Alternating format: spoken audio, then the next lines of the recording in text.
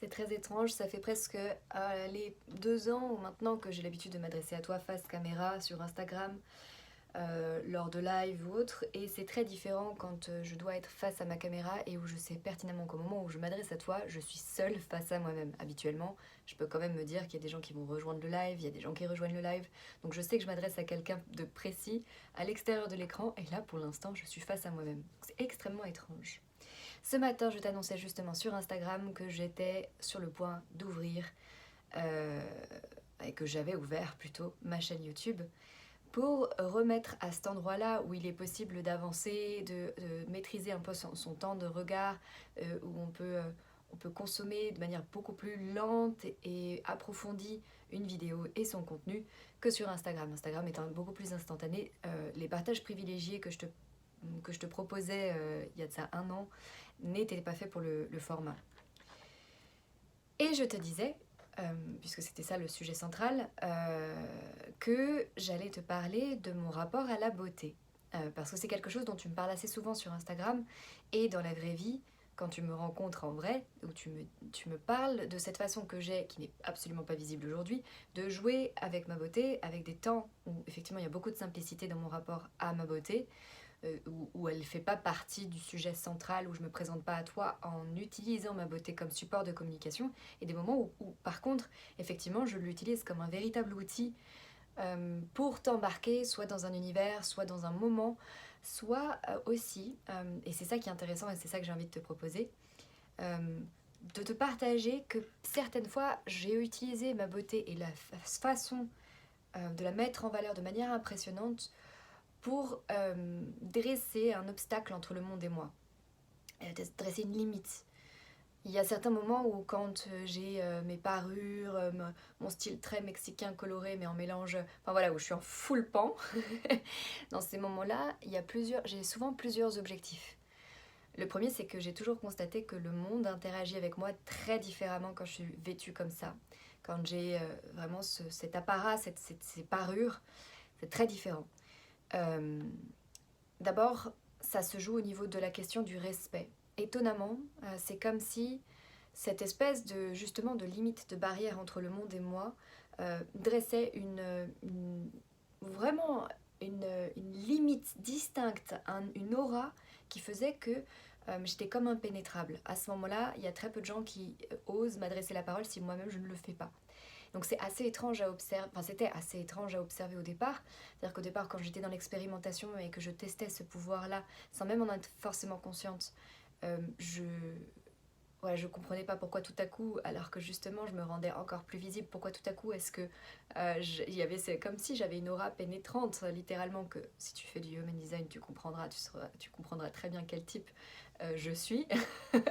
Mais donc il y avait vraiment ce truc où je sentais que moins que jamais on venait interférer dans mon quotidien et mon intimité. Étonnamment, je me rendais compte que les moments où on se permettait de venir interférer avec moi de manière parfois assez agressive, c'était plutôt dans les moments où j'étais en mode vraiment comme là, très peu apprêtée et juste dans un espace où, à l'échelle de la beauté, on est plutôt sur le côté mignon, attendrissant et que franchement impressionnant.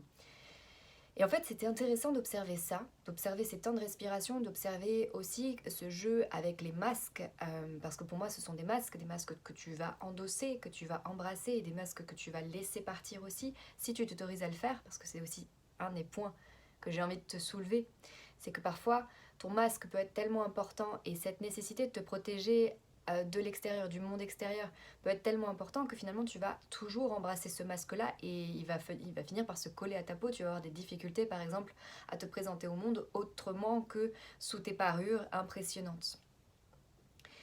Et donc moi, c'est ce jeu-là, cette alternance entre ces moments où ma beauté est un sujet, elle devient le sujet central, ou alors ma beauté devient un support de communication, une façon pour moi de faire en sorte que tu entendes mon message parce qu'il est évident que c'est d'autant plus agréable d'écouter, de prendre le temps de regarder ce que quelqu'un fait, ce que quelqu'un dit, quand la voix est bien posée, quand le regard est bien posé, quand l'élocution est belle et fluide et poétique, quand visuellement c'est chouette aussi. Évidemment qu'on écoute avec beaucoup plus d'attention une personne qui a tous ces atours-là, ces attraits-là. Donc oui, ça a été des choses que j'ai travaillées à un moment donné. Euh, mais ça a été aussi des choses que j'ai embrassées, plus que travaillées, qui m'ont été embrassées. C'est-à-dire qu'en fait, c'est comme si à un moment donné, je m'étais rendu compte que j'étais née avec certains outils, certaines compétences, et que bah, j'avais le droit de jouer avec, et que j'avais le droit de jouir de ça. Donc ça vient de tout mon travail de déconstruction, de ce qu'on a pu imposer comme projection au sujet de ma féminité, de ma beauté, de ce qu'on attendait de moi. J'ai été à un moment donné avec un compagnon qui était extrêmement autoritaire sur mon rapport à ma propre beauté, comment je devais m'habiller, comment je devais me coiffer, comment je devais être, comment... Et en fait, moi, cette leçon de vie a été cruciale parce qu'elle m'a permise de comprendre que non, j'avais pas envie d'être constamment en représentation. Que, en plus de ça, quand on est en représentation, quand on est protégé par sa beauté, que sa beauté est une barricade, en tout cas son apparence, parce qu'il y a une nuance aussi entre la beauté plastique pure et dure, et où là tu peux rien, que tu sois maquillée ou pas, tu peux rien, mais le moment où tu te mets en valeur pour en faire en sorte de te rendre visible, et bien en fait, tu vois, il y a un rapport là-dedans qui, si tu oublies de comprendre à quel point c'est un jeu entre toi et le monde, c'est un échange, c'est un dialogue, tu peux t'y perdre en fait, tu peux confondre ce que tu souhaites faire et ce que tu souhaites vivre.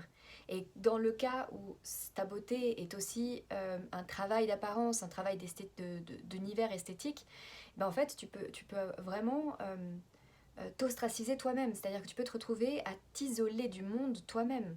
Je me suis rendu compte, tu vois, dans ce que je te décrivais, que quand je suis vraiment dans la full apparence pan, si je fais pas un effort très, très important pour montrer à la personne en face, aux personnes en face, que je les accueille dans mon monde, que je les invite, que je suis prête à les écouter, à les recevoir, bah en fait, on va me laisser à l'écart. Parce que parce que la beauté, elle est certes une carte de visite extrêmement importante et précieuse pour le monde, qu'effectivement il y a beaucoup de passe-droit quand on est beau, quand on a quelque chose, une représentation plastique qui satisfait le milieu social dans lequel tu es, parce que la beauté est aussi complètement inhérente à la culture dans laquelle tu as été élevé. C'est-à-dire qu'une personne qui est considérée comme belle dans une certaine culture peut complètement passer pour moche dans une autre culture. Et donc, il faut jamais oublier, moi étant franco-mexicaine, si tu veux, j'ai ce double standard. C'est-à-dire que le standard français est qui est très différent du standard mexicain et vice-versa, même si malheureusement, l'occidentalisation du monde, cette espèce de mondialisation fait que pour beaucoup de Mexicains, le visage que j'ai, la couleur de peau, tout ça, c'est des canons de beauté. L'inverse n'est pas si vrai que ça. C'est-à-dire que pour beaucoup de Français, une vraie Mexicaine, c'est-à-dire qu'il y a vraiment ces traits d'indigène, et son corps d'indigène n'est pas forcément perçu comme belle parce que ça ne fait pas partie des critères et des canons qu'on valorise en Occident et particulièrement en France. Donc tu vois déjà, moi, il y a ce rapport-là aussi distancié de, bah, en fait, deux de mes cultures sont extrêmement opposées au niveau de l'esthétisme physique, plastique. Après, les deux sont fascinés l'un par l'autre par l'esthétisme, c'est-à-dire que les Français sont fascinés par l'esthétisme de la Mexicaine quand elle se pare, comme ce que j'aime faire, et les Mexicaines, les Mexicains sont fascinés par l'élégance à la française. Donc là-dessus, sur la notion esthétique, artistique de la beauté, ces deux mondes-là se rencontrent, mais au niveau physique, plastique, pas vraiment. Donc déjà, tu vois, il y a ça qui dans mon histoire personnelle et cette observation du métissage que j'ai de sang et qui m'a toujours fait prendre conscience que ben, la beauté est souvent qu'une question de point de vue déjà, une question de posture aussi, et que ce que l'autre projette sur soi n'est souvent pas réellement significatif de ce que la personne ressent d'elle-même. Et là, on revient à autre chose qui est mon rapport à la rencontre avec ma beauté. Donc, quand on est préadolescent, adolescent et jeune adulte, c'est vraiment le moment où tu vas découvrir ton effet sur le monde quand tu es un enfant, à moins que ton environnement te le renvoie constamment. Donc, si effectivement tu es vraiment un enfant avec des particularités physiques extrêmement importantes, on va te le faire ressentir. Mais sinon, en règle générale, quand même, a priori, normalement, on laisse à peu près tranquille les enfants, même si c'est pas si vrai que ça.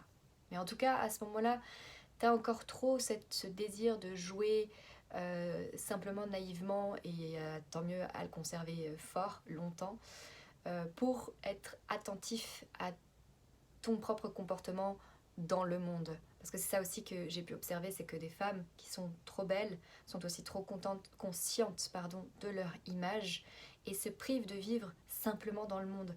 C'est-à-dire souvent elles ne peuvent pas oublier de se regarder être. Il y a toujours cette espèce de dissociation entre ce qu'elles sont et comment le monde les perçoit. Et comme on leur a toujours ramené, on leur a toujours fait prendre conscience d'à quel point le monde avait une opinion sur qui elles étaient et comment elles étaient, en fait elles sont trop conscientes d'elles-mêmes. Et j'ai souvent rencontré des femmes qui par exemple étaient extrêmement attentives à comment est-ce qu'elles s'interagissaient avec leur environnement, comment est-ce qu'on les regardait, est-ce que cette posture-là, telle posture, les mettait en valeur ou non, est-ce qu'elles se sentaient menacées par rapport à la beauté des autres femmes. En fait, il y avait vraiment toujours un truc d'hyper vigilance, hyper conscience, comme si la survie était en jeu.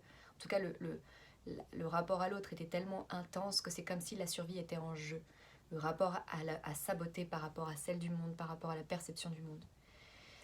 Et donc moi, si tu veux, la chance que j'ai eue, c'est que petite, j'étais une très jolie petite fille, mais très vite j'ai eu des lunettes. Donc au CE2, j'ai eu des lunettes avec double foyer parce que j'étais assez myope.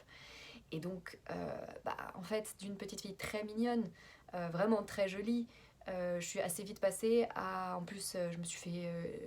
ma mère m'a coupé les cheveux au carré.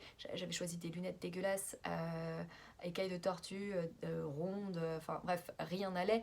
Donc en fait, si tu veux, tout à coup, je suis passée de la petite fille très mignonne que tous les petits garçons, dont tous les petits garçons étaient amoureux, à tout à coup l'intello de la classe. Donc en fait, il y avait... En CE2, il y a eu un grand écart entre ce qui aurait pu être...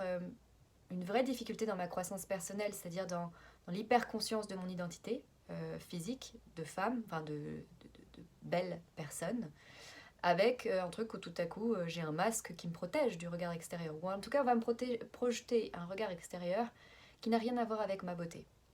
Et je pense aujourd'hui sincèrement que c'est une chance, parce que en gros, du CE2 jusqu'au lycée, j'ai été dissimulée, alors d'abord par des lunettes double foyer, mais après par des lunettes double foyer et des bagues. Donc là derrière, quand tu es au collège, les gens s'arrêtent pas, enfin vont pas chercher pour voir si tu as des jolis traits de visage, une belle peau, machin. Non, non, non, non, les gens s'arrêtent au plus basique. Donc si tu veux, lunettes, bagues, bonne diction, machin, un télo. Donc quand de la CE2, du CE2 au collège, j'ai été protégée, on ne m'a pas du tout renvoyé cette image-là. Et contrairement à certaines de mes amies que j'ai rencontrées ou que j'ai dans mon entourage, ça n'a pas été un enjeu, un rapport de force avec l'autre à cette époque-là. Et quand j'ai plus mes bagues et mes lunettes, parce que quand je suis arrivée au lycée, j'ai eu des lentilles et puis on m'a retiré les bagues, en fait, j'étais encore assez pouponne dans mon visage. Mon visage était encore assez jeune. J'ai toujours eu un visage très jeune. Et en même temps, jeune, j'avais quand même... il y avait une maturité qui me donnait un âge différent. Mais en tout cas, j'étais mignonne à jolie. Et donc à cette époque-là, si tu veux, c'était suffisant pour être populaire et pour être complètement intégrée et avoir vraiment une forme de popularité qui était due comme on est quand on est au lycée, c'est-à-dire on est populaire parce qu'on a un talent particulier, parce qu'on est beau, parce que machin, parce que truc. Donc là, c'était parce que j'étais mignonne et que je fréquentais le groupe des populaires. Mais si tu veux, c'était pas assez pour qu'on m'en tienne rigueur. Et là encore, si tu veux, après j'ai rencontré des personnes, des femmes, à qui malheureusement, trop tôt, on a fait prendre conscience qu'elles étaient belles et que c'était un problème en fait. Que c'était un problème parce qu'on leur en voulait, parce que c'est quelque chose sur lequel on n'a pas prise. Et que en fait, effectivement, on est avec certains atouts génétiques et on y est pour rien. Et en fait, cette injustice, pour beaucoup, elle est insupportable. Donc ils vont la faire payer aux personnes qui sont porteuses de ce qui les renvoie à eux-mêmes et à leur propre image, de ce qu'ils voudraient avoir et qu'ils pourront jamais avoir parce qu'on ne peut rien faire contre à part de la chirurgie esthétique. Évidemment, au lycée c'est inaccessible et puis en fait finalement pour la plupart de la population, la majorité partie de la population, ça n'est pas accessible financièrement et puis voilà, bref.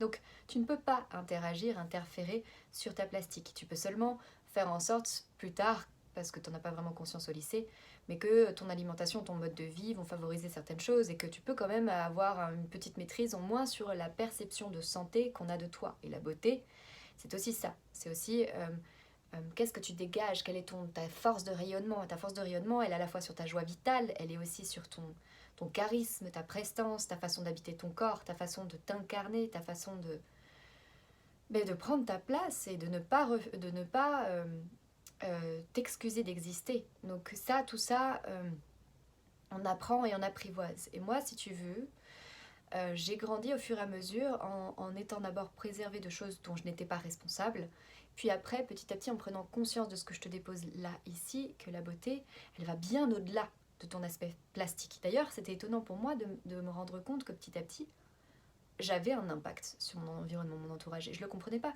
Parce que pour moi, la plastique, euh, je voyais d'autres femmes qui étaient bien plus plastiquement belles que moi, bien plus, comment dire, bien plus de manière évidente, sculptée par la vie. Mais petit à petit, j'ai pris conscience qu'en fait, en réalité, ce qui se jouait avec moi, c'est qu'il y avait un ensemble, il y avait cette comment dire, je ne m'excusais pas d'exister, je prenais ma place. J'ai pris conscience du charisme, j'ai pris conscience de ce qui pouvait se dégager bien au-delà, en fait. Enfin, j'ai pris conscience de ce que s'appelle construire avoir une image, en fait. L'image, c'est pas seulement ta plastique, mais c'est aussi tout ce qui va avec. Et simultanément, j'ai pris conscience que tout ça pouvait être un énorme danger aussi dans mon rapport à l'autre. Justement dans ce que je t'ai exprimé au départ, qui était si tu te regardes beaucoup trop exister, tu dresses un mur entre l'autre et toi, et donc tu te prives de véritables rencontres et véritables relations. Et ça, si tu veux, dans ma prise de conscience que j'ai eue à 26 ans, qui m'a amené à un chemin spirituel introspectif important, je me suis rendu compte que ce que je désirais bien plus que tout le reste au monde, c'était de l'intimité avec l'autre, une véritable relation et connexion à l'autre, sans masque, sans dissimulation, sans stratégie. Donc, ma beauté, à ce moment-là, elle est redevenue secondaire. Et en plus, simultanément, je vivais des situations qui faisaient que je ne voulais pas entendre parler de ma beauté. À nouveau, je me suis dépouillée d'elle. Je me suis dépouillée de ce que ça représentait, de ce que ça signifiait, que d'être capable d'influencer ton environnement par ta séduction, par ta plastique, par ce que tu représentes. Et, euh, et c'est passé tout un moment de dépouillement qui m'a permis de retourner avec un rapport beaucoup plus sain à ce que ça voulait dire pour moi être femme, être belle, jouer avec son esthétisme, avec son charisme, avec sa posture dans le monde, et me rendre compte que j'étais à la fois capable d'embrasser un personnage, parce que c'en est un personnage quand je me vêtis avec toutes mes parures que tu peux voir de temps en temps sur Instagram, même si aujourd'hui j'en ai plus laissé beaucoup dans les posts fixes, mais que tu reverras, parce que ça fait partie d'à chaque fois que je viens dans un lieu public où j'ai une représentation, je me vêtis dans ce costume, parce que c'est un costume de théâtre et de représentation, puis ça fait partie du jeu, tu me rencontres, tu vas me rencontrer aussi bien comme ça évidemment, mais il y a des moments où je t'offre ce personnage, parce qu'il y a aussi ce jeu en tant qu'artiste de jouer avec son identité, son visuel, son image, et l'univers que je construis, parce qu'évidemment, tu le connais pas encore sur YouTube, mais tu le connais sur Instagram. Les initiatrices que je peins, vous êtes nombreuses à me dire, et nombreux à me dire, elles te ressemblent. Alors déjà, effectivement, un artiste, quand il peint des personnes, des humains, très souvent il met beaucoup de lui-même, même inconsciemment. Mais en plus de ça, effectivement, elles sont le syncrétisme entre le métissage entre ma part mexicaine et ma part française. Donc en fait, c'est l'extension de qui je suis. Voilà, donc j'aime les habiter autant qu'elles m'habitent, et j'aime, quand je suis en représentation, devenir une initiatrice, c'est-à-dire avec toutes ces parures, toute cette opulence, cette euh, richesse féminine, euh, cette apparat féminin. J'adore l'embrasser quand je suis en représentation. Euh, mais en même temps, j'aime terriblement ces moments où je me présente à toi extrêmement simplement. Ces moments où je suis juste en tête à tête avec toi-même, en rencontre avec toi-même. Et dans ces moments-là, il est pas souhaitable, voire même impossible, presque, que je me pare comme je le fais quand je ne suis pas en train de te rencontrer. Et c'est cette conscience-là qui m'a permis de distinguer la différence entre la beauté qui permet d'embrasser, qui permet à l'autre de se sentir inclus et élevé, soulevé, valorisé, et la beauté qui écrase, qui assujettit, qui prend possession de l'autre. C'est-à-dire qu'il y a souvent aussi ce jeu avec la beauté qui est terrible. La séduction, c'est pour ça que j'aime pas la question de la séduction. La séduction fait ça, c'est qu'elle va venir écraser l'autre là où il ne Il ne peut pas y échapper. Donc soit c'est dans le rapport de séduction charnelle, c'est-à-dire pour avoir quelqu'un dans son lit ou dans son... Voilà, de séduire quelqu'un au niveau charnel, amoureux, peu importe. Et donc tu vas amener la personne là où tu veux qu'elle soit, mais quelque part tu lui laisses pas spécialement le choix parce que tu vas utiliser son désir pour l'assujettir. Soit il y a vraiment quelque chose de l'ordre de... euh, voilà, enfin, tu mets cette distance que j'exprimais au départ entre le monde et toi. Donc dans tous les cas, moi c'est quelque chose voilà, auquel j'ai été très attentive et très vigilante à apprendre et à distinguer quand est-ce que j'étais dans tel espace. Et ce qui fait qu'aujourd'hui, bah effectivement, quand tu me parles, quand tu me vois, quand tu me rencontres, tu me dis très souvent ce que tu me déposes et qui est ce pourquoi je suis en train de te faire cette vidéo-là, que tu es extrêmement étonnée de voir que je, je semble être consciente de ma beauté, que je sais, que tu vois très bien que je sais jouer avec elle, jouir d'elle, profiter de ce don de vie et de nature, et aussi cette façon de rendre hommage à mes ancêtres parce que qui je suis est juste leur digne descendante, et que si je suis qui je suis physiquement et tout, c'est parce ils ont été qui ils ont été. Donc embrasser ma beauté, c'est aussi embrasser mon héritage, qui soit, enfin les deux héritages, ce métissage, c'est embrasser ce métissage, derrière ma beauté, il y a aussi embrasser cette double culture, donc c'est aussi un niveau social. Enfin, ma beauté n'est pas uniquement quelque chose qui m'appartient individuellement, c'est quelque chose qui est le fruit de rencontres entre différents arbres généalogiques. Donc il y a aussi ça qui est magique pour moi, d'observer comment on est la quintessence tous de multiples rencontres, et qu'est-ce que ces multiples rencontres ont donné, et qu'est-ce qu'elles apportent au monde. Voilà, donc il y a ça. Et aussi se rendre compte que, en fait, comme tout le reste, c'est fugace, ça passe. Il y a des jours où tu te portes et tu es rayonnant parce que vitalisé, joyeux. Il y a des jours où pas du tout et ta beauté t'échappe. Ton visage est plus congestionné que d'habitude. Et puis petit à petit, le temps se dessine et puis petit à petit, le temps laisse des marques sur ton visage. Donc en fait, s'accrocher à sa beauté ou s'en priver fait que tu ne peux pas jouir de l'instant où elle se présente à toi. Et moi, c'est quelque chose qui est important pour moi, c'est que bah, aujourd'hui, je peux jouir de ma beauté, mais aussi, je peux décider tout à fait de ne pas le faire aussi. Et dans cet espace de choix, j'y trouve ma profonde liberté d'être.